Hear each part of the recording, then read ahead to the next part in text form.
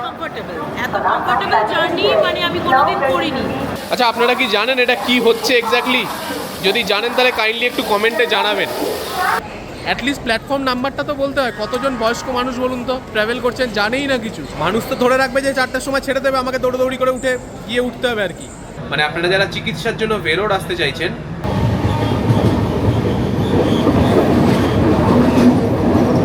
তো এখন আমরা ডাইরেক্ট চলে যাচ্ছি মাইসোরে।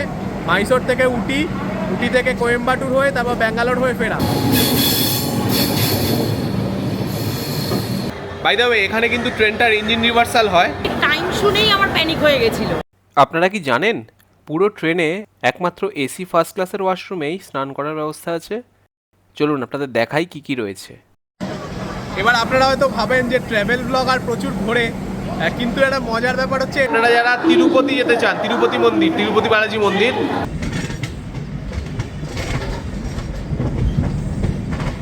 ল্যাপটপে সব যত রকমের মুভি হয় সব মুভি ডাউনলোড করে নিয়ে এসেছি যে টাইম কাটাবো কিভাবে।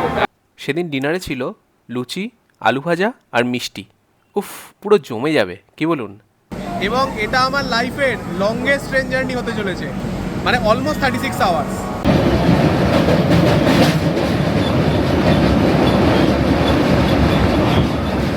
লাস্ট 2-3 বছরে আপনাদের থেকে সব থেকে বেশি রিকোয়েস্ট আমি পেয়েছি 3টে জায়গা ট্রাভেল গাইড দেওয়ার: সাউথ ইন্ডিয়া, গুজরাট এবং রাজস্থান।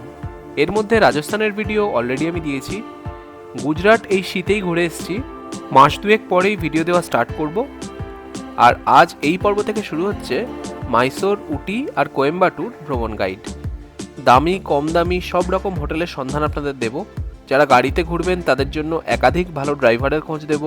যারা কম বাজেটে ঘুরবেন তারা কোথায় থাকবেন, শেয়ারে কিভাবে ঘুরবেন, সব কিছু জানার জন্য চোখ রাখুন আর সাবস্ক্রাইব করে নিন ট্রাভেলার সৌরভ চ্যানেলটি। লাইক বা সাবস্ক্রাইব করতে আপনাদের কোনো রকম টাকা পয়সা লাগবে না, কিন্তু আপনাদের এই একটা লাইক বা একটা সাবস্ক্রিপশন থেকে আমরা এরকম আরও অনেক ভিডিও বানানোর মোটিভেশন পাই। তাই অবশ্যই লাইক এবং সাবস্ক্রাইব করে পাশে থাকবেন। আজ 20 তারিখ, 20 মার্চ 2026। ঘড়িটা এখন দুপুর 2:50। আমি এখন দাঁড়িয়ে আছি হাওড়া রেলওয়ে স্টেশনের 22 নম্বর প্ল্যাটফর্মে। আজ যাত্রা করব 22817 up Howrah Mysore weekly superfast এক্সপ্রেসে। এটা আপনার উইকলি ট্রেন, মানে সপ্তাহে একদিনই চলে, শুক্রবার। ট্রেনটা ছাড়ে বিকেল 4টে নাগাদ। আজকে সারাদিন ট্রেনে, পরের দিনও সারাদিন ট্রেনে, রবিবার দিন ওই রাত 3:30, মানে ওই ভোর 4টে, ধরুন 3:30 4টে। তো এরকম সময় গিয়ে পৌঁছবে হচ্ছে মাইসোর। এবার আপনারা হয়তো ভাবেন যে ট্রাভেল ব্লগ আর প্রচুর ঘোরে, কিন্তু একটা মজার ব্যাপার হচ্ছে এটা আমার লাইফের ফার্স্ট টাইম আমি সাউথ ইন্ডিয়া যাচ্ছি। ওই আমার সাউথ ইন্ডিয়া বলতে ওই আপনার মুম্বাই, পুনে আর হচ্ছে এদিকে ভাইজাগ, হায়দ্রাবাদ, ব্যাস ওইটুকুই। মেন যেটা ধরুন মানে সাউথ ইন্ডিয়া মেন যে স্টেটগুলো নিয়ে হয়, তামিলনাড়ু বলুন, কর্ণাটক বলুন বা কেরালা, আমি কোথাও এখনো অবধি যাইনি। এই প্রথমবার আমি যাচ্ছি এবং এটা আমার লাইফের লংগেস্ট ট্রেন জার্নি হতে চলেছে, মানে অলমোস্ট 36 আওয়ার্স। তো এখন আমরা ডাইরেক্ট চলে যাচ্ছি মাইসোরে। মাইসোর থেকে উটি, উটি থেকে কোয়েম্বাটুর হয়ে তারপর ব্যাঙ্গালোর হয়ে ফেরা। আর আমরা ট্রাভেল করছি এসি 2 টায়ারে, A2 কম্পার্টমেন্টে। আচ্ছা, আমার পিছনে যে ট্রেনটা আপনারা দেখছেন এটা হচ্ছে হাওড়া পুরী শতাব্দী এক্সপ্রেস। এটা 2:15 ছাড়ার কথা, এখন বাজে হচ্ছে 3:05, মানে 2:55। এখনও ছাড়েনি, 40 মিনিট লেট আছে, এখনও ছাড়েনি। এর আগে আমি অনেকবার আপনাদের বলেছি যে হাওড়া স্টেশনটা আমার একদম পোষায় না। প্রত্যেকবার আমার কিছু না কিছু খারাপ অভিজ্ঞতা হয়। এবারও দেখুন, আপনাদের দেখাচ্ছি এখন কটা বাজে। দেখুন 3:31 বাজে, ঠিক আছে? 4টের সময় হচ্ছে আমাদের ট্রেন। এবার বোর্ডটা দেখুন,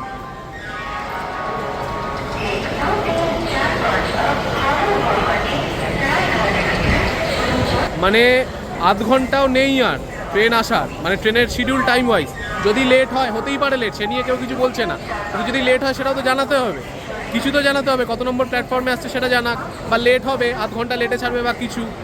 অ্যাটলিস্ট প্ল্যাটফর্ম নাম্বারটা তো বলতে হয়। কতজন বয়স্ক মানুষ বলুন তো ট্রাভেল করছেন, জানেই না কিছু, কোন প্ল্যাটফর্মে দেবে কিছু জানে না। এবার লেট হবে কি না হবে সেটা তো কেউ জানে না, মানে কখন ছাড়বে। মানুষ তো ধরে রাখবে যে 4টার সময় ছেড়ে দেবে, আমাকে দৌড়দৌড়ি করে গিয়ে উঠতে হবে আর কি। এবার বয়স্ক মানুষদের নিয়ে আপনি ভাবুন কীরকম চাপটা হয়। দেখুন 4:06 বাজে, ট্রেন অলরেডি ছেড়ে দিয়েছে। তাড়াহুড়োতে আপনাদের জানানো হয়নি, ট্রেনটা ঢুকেছিল 3:45 নাগাদ। এবার এই যে 4:06 ছাড়বে এটা তো কেউই জানে না, তাই না? ডিসপ্লে বোর্ডে তো শো করছে 4টে ছাড়ার কথা, আর ট্রেন ঢুকছে 3:45-এ। এবার আমাদের কোনো চাপ হয়নি, কারণ আমাদের কম্পার্টমেন্টটা পিছনের দিকেই ছিল। কিন্তু যাদের একদম সামনের দিকের কম্পার্টমেন্ট তাদের কি অবস্থা হবে একবার ভেবে দেখুন তো। এই ট্রেনটায় টোটাল 20টা মতো কম্পার্টমেন্ট আছে। তো একটা নর্মাল সুস্থ সবল মানুষও যদি লাগেজ নিয়ে হেঁটে যায়, কম করে 10-12 মিনিট তো লাগবেই পৌঁছতে। কোনো বয়স্ক মানুষের পক্ষে সম্ভব 15 মিনিটের মধ্যে যাওয়া? কী লেভেলের অব্যবস্থা বুঝতে পারছেন? এবার অনেকেই বলতে পারেন ভেতর দিয়ে দিয়েও তো চলে যাওয়া যায়। দাদা, লাগেজ নিয়ে ওই সরু প্যাসেজ দিয়ে যাওয়া কতটা চাপের ব্যাপার যারা গেছে তারাই জানে। আমার মনে হয় হাওড়াতে যে ব্যাটারি গাড়িগুলো চলে এগুলোর সংখ্যা ইমিডিয়েটলি বাড়ানো উচিত, কারণ কাজের সময় এই গাড়িগুলি একদমই পাওয়া যায় না। ন্যাচারাল ব্যাপার, হাওড়া স্টেশন থেকে অ্যাট এ টাইম কম করে হলেও 3-4টে এক্সপ্রেস ট্রেন তো ছাড়েই। এ দেখুন না, ডান দিকে আমাদের ট্রেনের পাশ দিয়েই যাচ্ছে সরাইঘাট এক্সপ্রেস, সেম টাইমেই ছেড়েছে। তো এত ট্রেন, তার এত এত প্যাসেঞ্জার, এদিকে হাতে গোনা কয়েকটা ব্যাটারি কার, জাস্ট কিছু বলার নেই। বাই দ্য ওয়ে, এই ট্রেনটাতে প্যান্ট্রি কার রয়েছে, আর হাওড়া থেকে মাইসোর পর্যন্ত ট্রেনটির প্রতিটি কোচের ভাড়া আমি ডেসক্রিপশন বক্সে দিয়ে রাখলাম।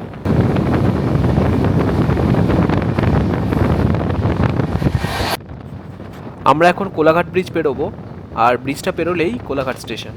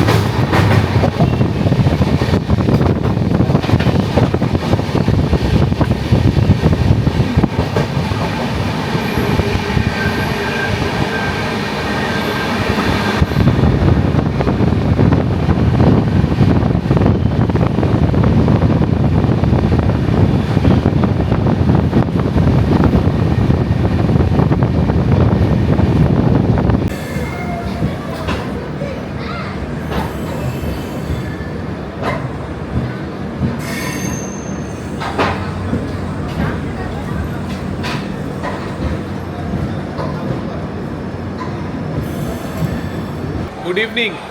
ঘড়িতে এখন সন্ধ্যে 7:06। আমরা এসে পৌঁছলাম আমাদের প্রথম স্টপেজ খড়গপুর জংশনে। এখানে টাইম ছিল 5:35, মানে 1.5 ঘন্টার ওপর লেট, 1 ঘন্টা 31 মিনিট লেট। আর এখানে স্টপেজ টাইম হচ্ছে 5 মিনিট। যেহেতু লেট করে এসছে, দেখা যাক কতক্ষণ দাঁড়ায়, 5 মিনিট নাও দাঁড়াতে পারে। এই জিনিসটা দেখুন, মানে প্ল্যাটফর্ম কোথায় আর ট্রেন কোথায় দাঁড়িয়ে আছে দেখুন, কতটা উঁচুতে। বয়স্ক মানুষজনদের কীরকম প্রবলেম হবে ভাবুন একবার।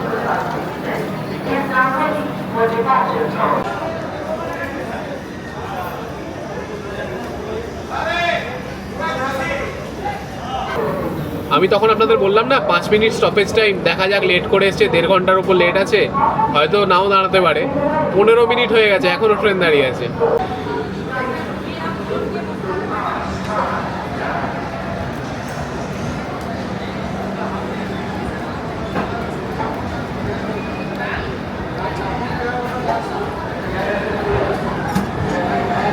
প্রথম দিনের ডিনারটা বাড়ি থেকেই আনা হয়েছিল, লুচি, আলু ভাজা আর মিষ্টি।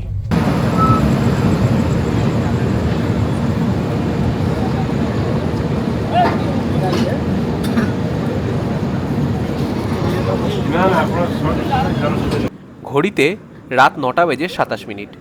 ট্রেন দাঁড়িয়ে আছে বালাসোরে। এখানে টাইম ছিল সন্ধ্যে 7টায়, মানে অলমোস্ট 2.5 ঘন্টা লেটে চলছে ট্রেনটি। আর এখানে স্টপেজ টাইম হচ্ছে 2 মিনিট। তবে এখানে কিন্তু বেশিক্ষণ দাঁড়ায়নি, ঠিক 2 মিনিট দাঁড়িয়েই ছেড়ে দিয়েছিল। চলুন, আজকের মতো গুড নাইট, দেখা হচ্ছে কাল সকালে।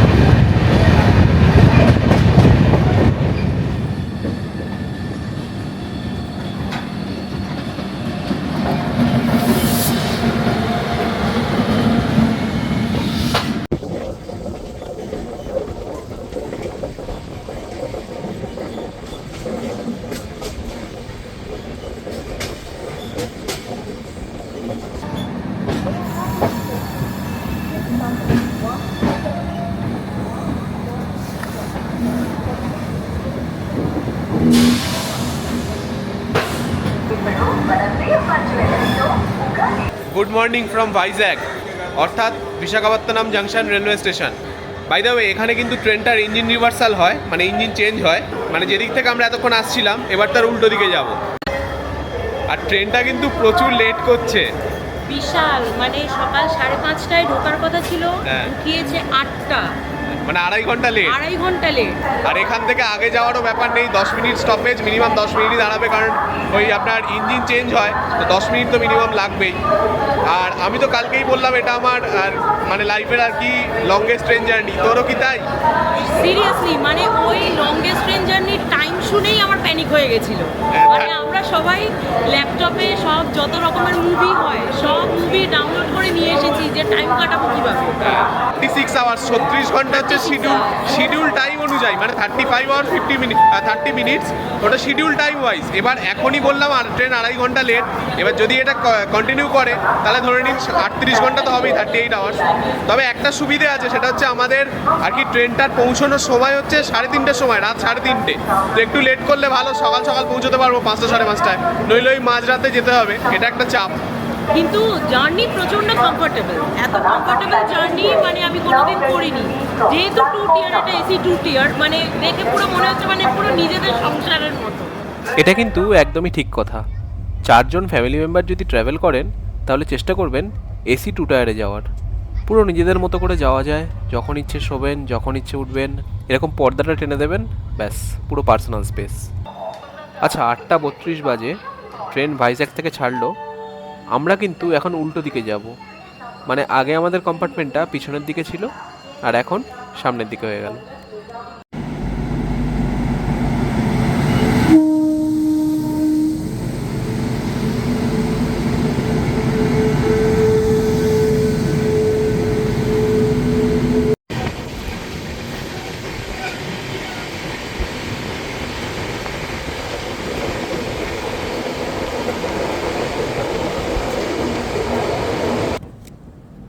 ঘড়িতে সকাল 11টা বেজে 48 মিনিট।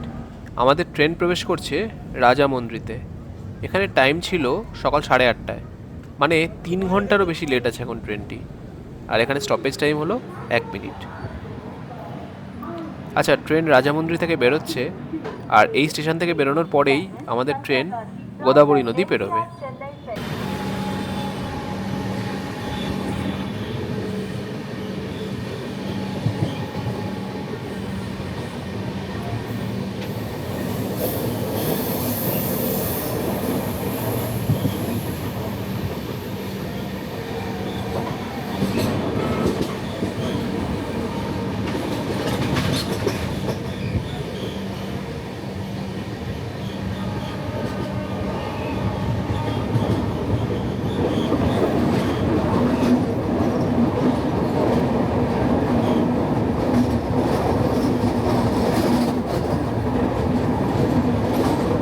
দেখছেন কত জল?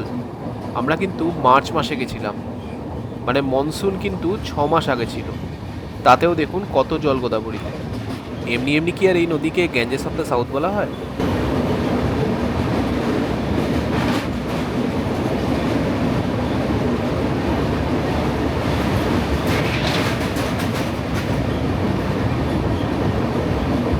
চলুন ওয়াশরুমটা আপনাদের দেখিয়ে দিই। আচ্ছা, আমি জাস্ট ইউজ করেছি এই ওয়াশরুমটা, সবই ঠিকঠাক আছে, তাই আমি আর ফ্লাশ করে বা কল খুলে আপনাদের দেখাচ্ছি না।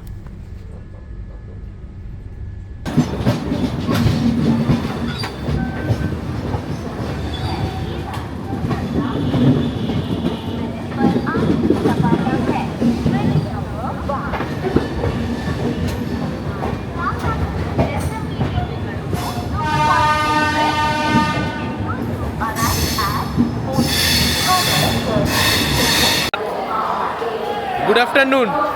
ঘড়িতে এখন দুপুর 2:07। আমরা এসে পৌঁছলাম বিজয়ওয়াড়া জাংশনে। এখানে টাইম ছিল 11:50।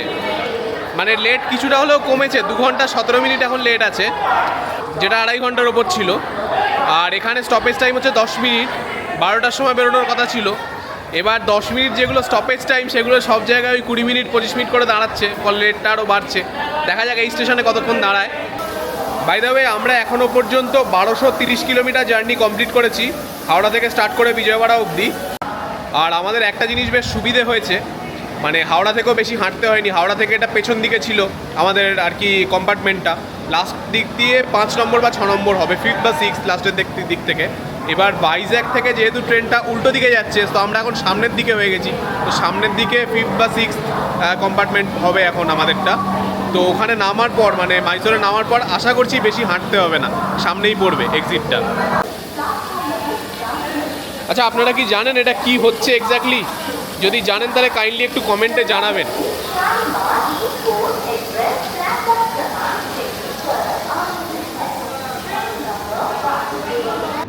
বিজয়ওয়াড়া স্টেশন থেকে বেরোনোর পরই ট্রেন কৃষ্ণা নদী পেরোবে। তবে একটু আগে গোদাবরী দেখার পর কৃষ্ণা নদীর এত কম জল দেখে ঠিক মন ভরল না।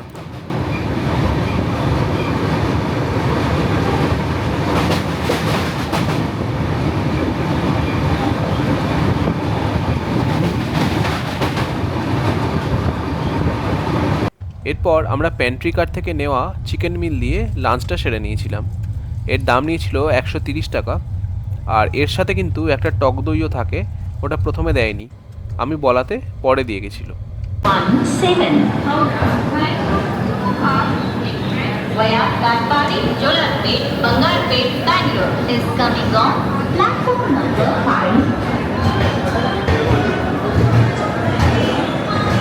এখনো 35 মিনিট, সকালে তো 3 ঘন্টার কাছে ছিল।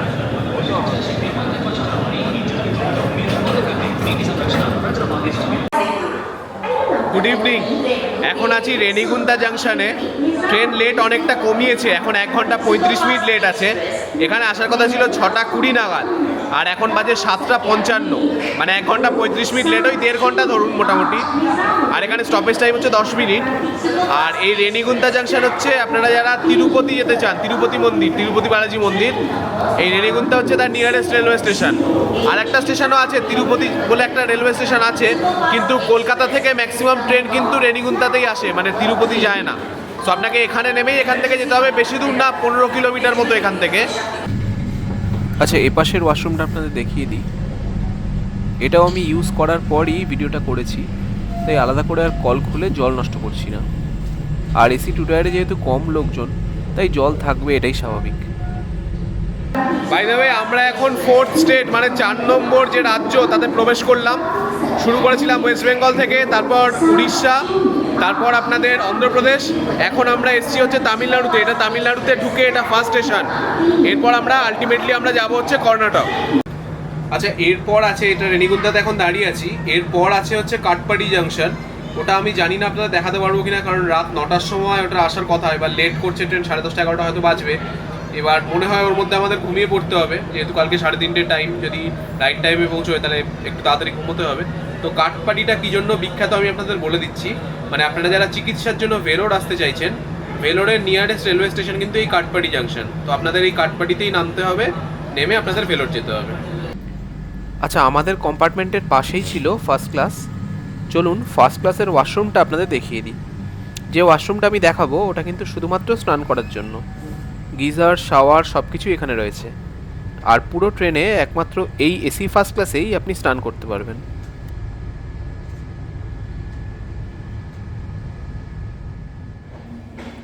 ঘড়িতে এখন রাত 3:40, আমাদের ট্রেন ঢুকছে মাইসোর জাংশনে।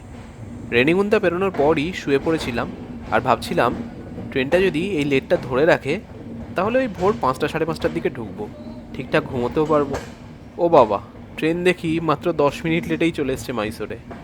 যাই হোক, শেষ হলো আমাদের অলমোস্ট 36 ঘন্টা ট্রেন জার্নি। এবার এখান থেকে ক্যাব ধরে সোজা হোটেল।